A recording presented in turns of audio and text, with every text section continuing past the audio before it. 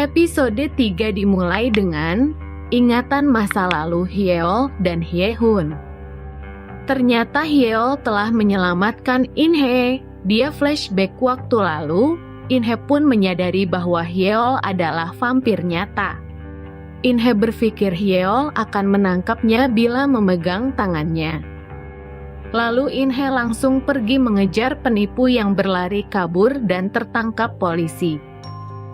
Terlihat Hyeol yang kesal karena In-hye tidak berterima kasih kepadanya. Hyeol pun bingung apa yang terjadi terhadapnya setelah In-hye menggigit lehernya. Hyeol pun memasuki mall dan langsung berbelanja barang mewah dan membayarnya dengan kartu kredit yang dimiliki oleh In-hye yang dia temukan saat menolong In-hye. In-hye yang berjalan merenung karena penipu itu tidak dapat mengembalikan uangnya.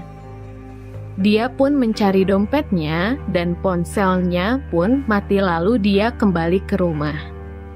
Hyeol pun datang dan menegurnya, segera bukakan pintu. In-hye bingung dengan Hyeol yang membawa begitu banyak belanjaan. Saat Hyeol memberitahukannya, In-hye berteriak, mengamuk dan menangis.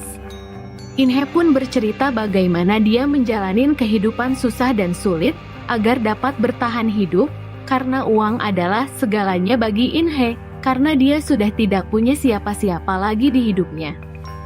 Ternyata Hyeol sudah menyimpan banyak emas dari dulu, namun saat dibuka semuanya hilang tanpa jejak.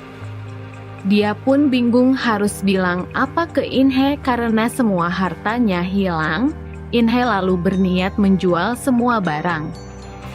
Hyeol mengikat kata-kata Pak Nam agar selalu menjaga In-hye. Kemungkinan In-hye adalah kunci agar dia bisa menjadi manusia. Esoknya, In-hye menyuruh Hyeol untuk bertemu pembeli di siang hari. In-hye pun berangkat bekerja. Hyeol pun pergi mencari sang pembeli di stasiun. Dan ternyata sang pembeli adalah salah satu pelayannya, yaitu Sang Hae. Mereka pun membahas masa lalu dan tawar-menawar pun terjadi. Hyeol pun menanyakan apakah emas yang dia simpan kau yang mengambilnya. Sang Hae pun kesal, dia bilang mana mungkin melakukan hal itu dan bersumpah. Lalu mereka pergi ke tempat Sang Hae dan bertemu dengan Dong Seo pelayannya juga di masa lalu. Mereka bertiga adalah vampir. Mereka bertiga membicarakan tentang masa lalu dan uang dapat mengubah segalanya. Lalu Hyeol ingin meminjam uang 5 juta won, namun mereka kebingungan karena mereka juga vampir miskin karena zaman yang sudah berubah. Di scene berikutnya terlihat seorang pria yang sedang meeting bernama Dusik dan membayangkan obrolannya dengan In-hye. Lalu In-hye terlihat mempacking barang dari rumah lamanya. Pintu diketuk, In-hye membukanya, ternyata itu adalah Dusik yang datang. In-hye berteriak kencang, ketakutan karena melihat kecoa yang lewat. Dusik pun tertawa melihat In-hye. Dusik pun membantu kepindahan In-hye sampai ke rumah Hyeol. Lalu tiba Hyeol dan memanggil In-hye dengan sebutan kepala pelian. Itu membuat Dusik bingung. In-hye sampai mengarang cerita. Lalu saat berada di dalam rumah, In-hye menceramahi Hyeol karena ikut campur urusannya dan mencari perhatian.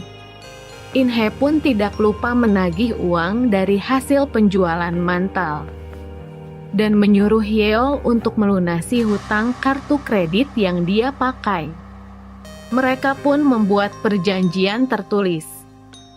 Di suatu tempat Hyeol dibuatkan KTP oleh Sang Hae dan berencana untuk mencari pekerjaan. Mereka pun bekerja menjadi pelayan di area restoran pemakaman. Hyeol pun pusing karena menghirup aroma dupa.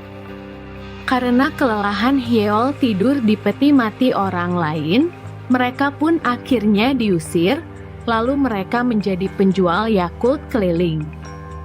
Saat sehabis mengantar, tiba-tiba dia diserempet oleh anak motor dan terbaliklah dagangannya. Semua pekerjaannya berakhir kacau hingga kepala penyalur marah dan memaki mereka. Sesaat tiba di rumah, In-hye mengajak Hyeol untuk merapikan rumah. Benih asmaran pun timbul.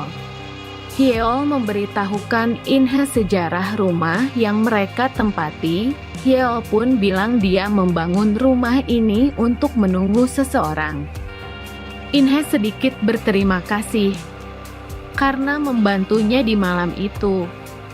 Namun bingung bagaimana Hyeol tahu lokasi In-hye berada. Hyeol pun tak bisa menjawab pasti.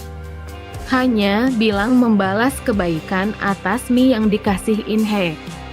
Saat menyapu kamar, In-hye menemukan sebuah jam yang terdapat foto ayahnya dan mengingat kepergian ayahnya di kala ibunya yang sedang sakit, ayahnya pun tak pernah kembali. Hyeol tiba-tiba merasa sakit di leher tempat In-hye menggigitnya. Segera dia menghampiri In-hye yang sedang duduk.